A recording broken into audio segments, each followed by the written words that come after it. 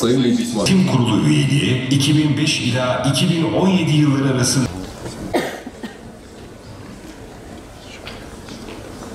Osmanlılar tarafından fethi 1571.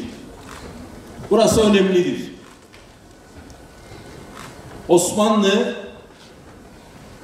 307 yıl Kıbrıs'ta kalmıştır. Aslında kalmaya da devam ediyor. Ama 1571 yılında Osmanlı'nın Kıbrıs'ı fethinin ne açıdan önemi vardı? Şu açıdan önemi vardı. 1571 yılında o dönemin bilgilerine baktığımızda Kıbrıs'ın nüfusu 150 bindi. Bu 150 bin nüfusun içerisinde yaklaşık 30 bin Türk vardı. Atalarımız vardı.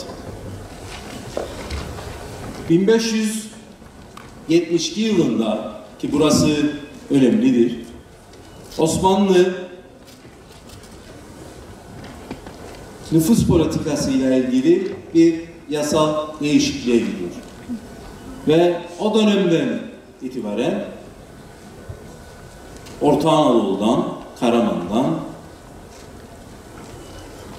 Kıbrıs'a göç politikası uyguluyor. Dikkat edin, özellikle Rum Meclis Başkanı'nın,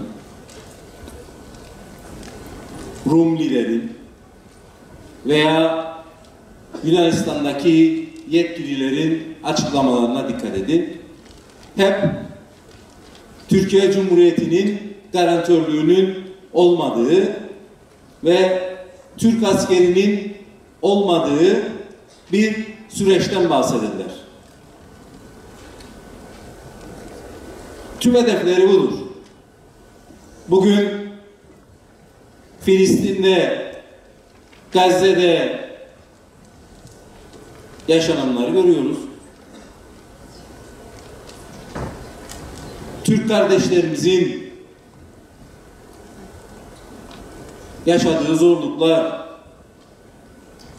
yaşadığı soykırım dünyanın gözü önünde cereyan ederken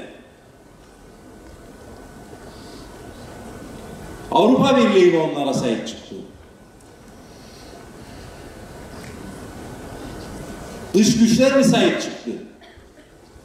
İşte istenen Kıbrıslı Türklerin de Türkiye Cumhuriyeti'nin garantörlüğü ve Türk askeri olmadığı bir dönemde aynı Gazze'de yaşananların Kıbrıs'ta da yaşatılmasıdır.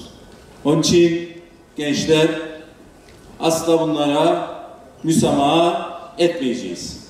Ne Anavatan Türkiye Cumhuriyeti'nin garantörlüğü ne de Türk askerinin Kıbrıs'taki varlığı tartışma konusu olamaz.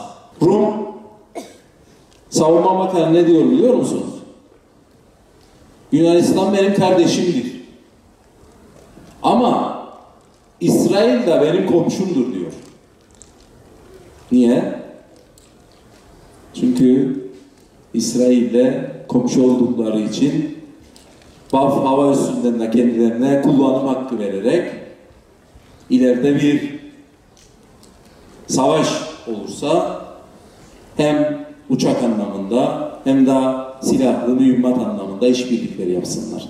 Onun için hiç hedeflerinden vazgeçmiyorlar. 1571'den geldim. Osmanlı. 1878 İngiliz dönemi. 1960 Kıbrıs Cumhuriyeti. 74 Barış Harekatı. 1983 Kuzey Kıbrıs Türk Cumhuriyeti'nin ilanı.